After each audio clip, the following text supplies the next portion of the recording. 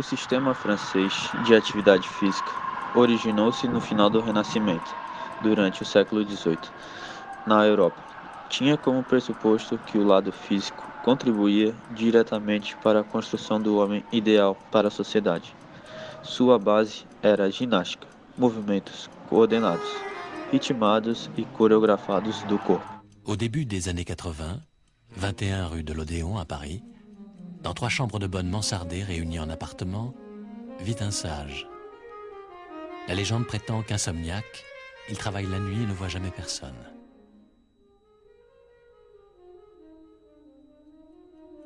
Bien que plusieurs de ses livres aient été récompensés par des prix, qu'il a tous refusés, le grand public l'ignore. Mais l'homme ne s'en soucie guère.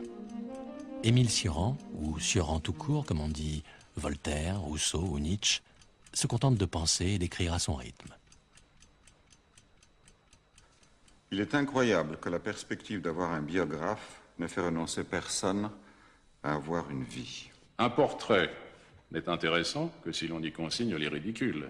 C'est pourquoi il est si difficile d'écrire sur un ami ou sur un auteur contemporain qu'on respecte. Ce sont les ridicules qui humanisent un personnage.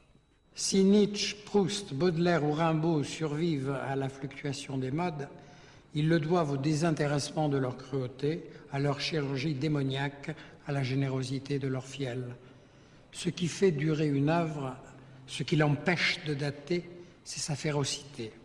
Affirmation gratuite, considérez donc le prestige de l'Évangile, livre agressif, livre venimeux s'il en fut. En 1986, un petit livre de portraits, Les exercices d'admiration, le fait enfin connaître. Cioran devient une référence, le moraliste de notre fin de siècle. Mais de ce moraliste, on ne sait presque rien. Si ce n'est qu'il est roumain d'origine, qu'il a abandonné sa langue pour le français, jusqu'à devenir l'un de nos plus grands prosateurs, et que, contrairement à sa légende, il connaît beaucoup de monde.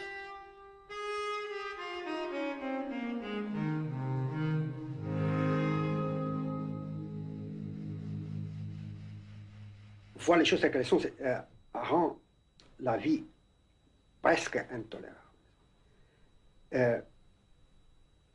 Moi, parce que je crois avoir vu, disons en partie, les choses telles qu'elles sont, je n'ai pas pu agir. J'ai toujours resté en marge des actes. Alors, est-ce qu'il est souhaitable pour les hommes de voir les choses telles qu'elles sont? Je ne sais pas. Je crois que les gens en sont généralement incapables. Alors, il est vrai que seul le monstre peut voir les choses telles qu'elles sont, puisque le monstre, il est sorti de l'humanité. Cioran ne profite guère de ce succès tardif en France et à l'étranger. Atteint de la maladie d'Alzheimer, il est hospitalisé à l'hôpital Broca, d'où il ne sort plus jamais, et où il s'éteint 4 ans plus tard, le 21 juin 1995. La mort est ce que la vie a inventé jusqu'ici de plus solide. C'est alors qu'éclate la polémique. Le soir même de son enterrement, un article du Monde lance l'attaque. Cioran a été, dans sa jeunesse, proche de la Garde de Fer, un mouvement crypto-fasciste roumain. Ainsi donc... Dom Francisco de Amoros e Ondeano é tido como precursor do método francês, militar espanhol que ingressou no exército com apenas 9 anos. Os métodos de Amoros visavam não apenas formar o homem forte e sadio capaz de demonstrar diferentes qualidades físicas e psíquicas de um bom militar, mas porque enfatizou a disciplina e consciência dos deveres e serviços para com o Estado Nacional. Tinha uma concepção da ginástica, onde abrangia a prática de todos os exercícios, que tornavam um homem mais corajoso, mais inteligente, mais forte, mais adestrado e habilidoso, que visavam superar qualquer obstáculo que encontre, e enfim executar com qualidade as necessidades do Estado e da humanidade.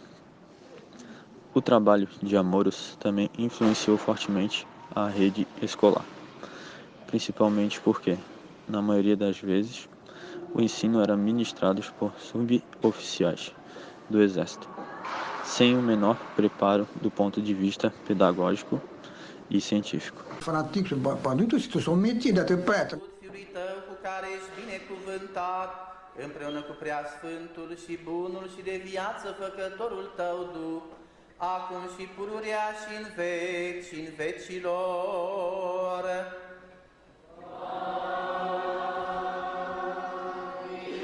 Pace tuturor. Pope d'un grand village, le père de Sioran est un personnage important, un notable et un lettré, qui donnera plus tard des cours de théologie à la faculté orthodoxe de Sibiu.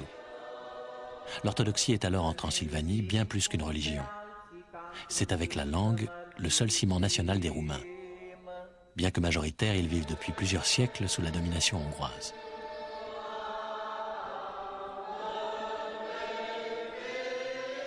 La famille Sioran est très unie.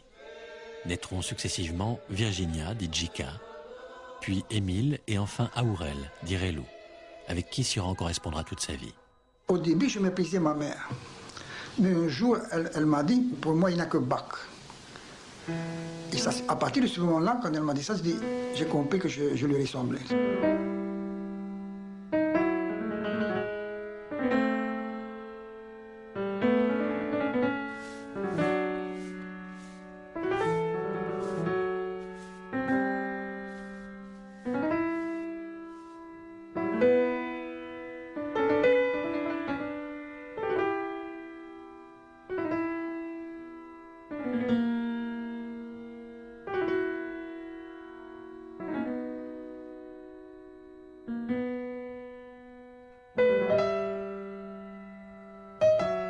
Quand j'évoque mes jeunes années dans les Carpates, il me faut faire un effort pour ne pas pleurer. C'est très simple. Je ne puis imaginer qu'il y ait quelqu'un dont l'enfance puisse se comparer à la mienne. Le ciel et la terre m'appartenaient, littéralement. Même mes appréhensions étaient heureuses. Je me levais et me couchais en maître de la création. Je connaissais mon bonheur et pressentais que j'allais le perdre. Une peur secrète rongeait mes jours.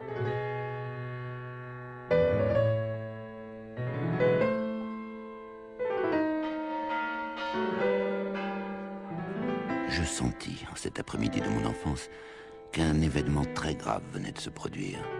Ce fut mon premier réveil, le premier indice, le signe avant-coureur de la conscience. Jusqu'alors, je n'avais été qu'un être. À partir de ce moment, j'étais plus et moins que cela. Chaque moi commence par une fêlure et une révélation. Ce village, quand je l'ai quitté à 10 ans pour aller au lycée de Sibiu, je n'oublierai jamais le jour où mon père m'a emmené à Sibiu et je pleurais, avec une sorte de pressentiment que le paradis était fini. Le devoir d'un homme seul est d'être encore plus seul. À la dérive dans le vague, je m'accroche au moindre chagrin comme à une planche de salut. Ça, c'est pas mal. Les enfants qui ne rougissent pas de leurs parents sont irrévocablement condamnés à la médiocrité. Rien n'est plus stérilisant que d'admirer ses géniteurs.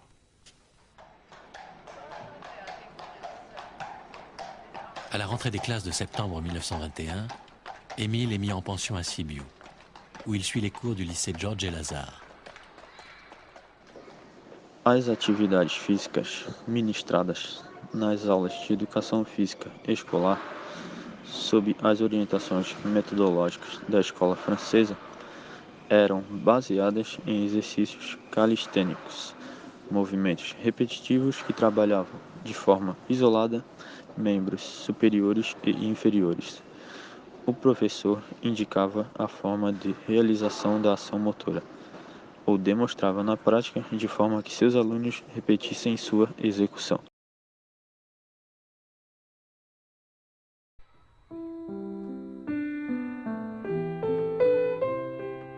C'est aussi un grand lecteur. À la bibliothèque Astra, fondée au XIXe siècle par des nationalistes roumains, il se passionne pour Dostoïevski et découvre le XVIIIe siècle français, Voltaire, Diderot et Rousseau, dont il recopie des pages entières. Dans ma première jeunesse, écrira-t-il plus tard à son ami le philosophe Constantin Neuika, ne me séduisaient que les bibliothèques et les bordels.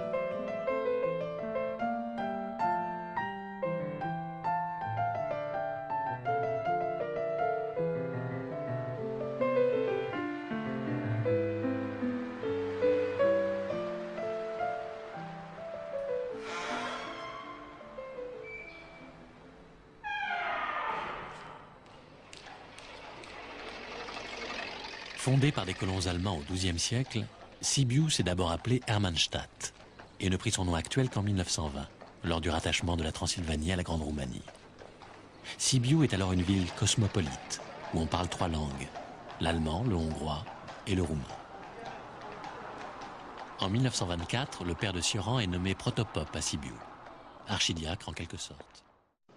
A influência da tradição francesa de ginástica, bem como a influência cultural da França sobre grandes cidades brasileiras, era presente no contexto do fim do século XIX e início do século XX.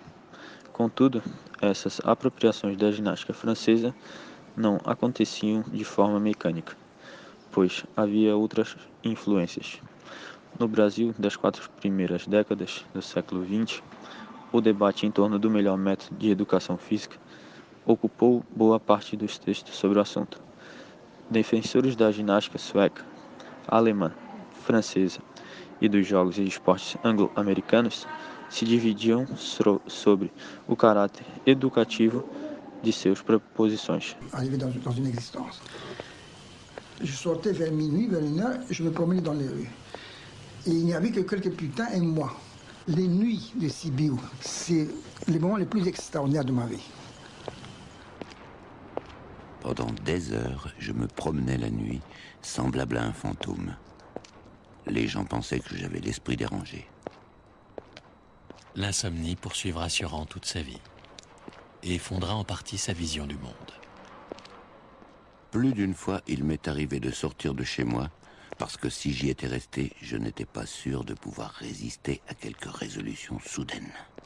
La rue est plus rassurante, parce qu'on y pense moins à soi-même, et que tout s'y affaiblit et s'y dégrade, en commençant par le désarroi.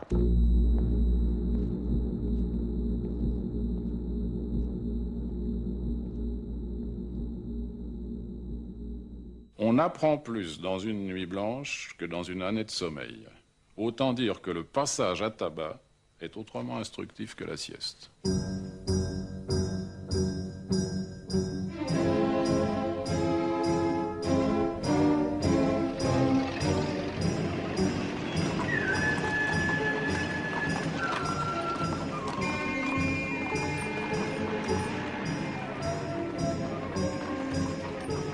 Le Bucarest où Sioran vient suivre les cours de la faculté de philosophie n'est plus la capitale paisible du petit royaume excentré de Moldavie-Valachie. C'est le centre industriel, financier et culturel d'un pays qui a presque doublé de superficie et de population. C'est une ville qui se veut élégante, européenne, le petit Paris des Balkans, que décrira quelques années plus tard Paul Morand dans un livre célèbre, Bucarest.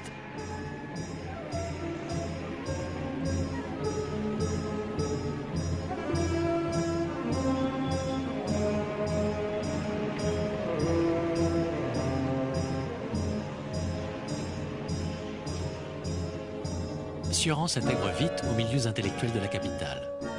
Il fréquente les lieux à la mode, Capcha, le Café Corso, la brasserie Caroul Koubéré.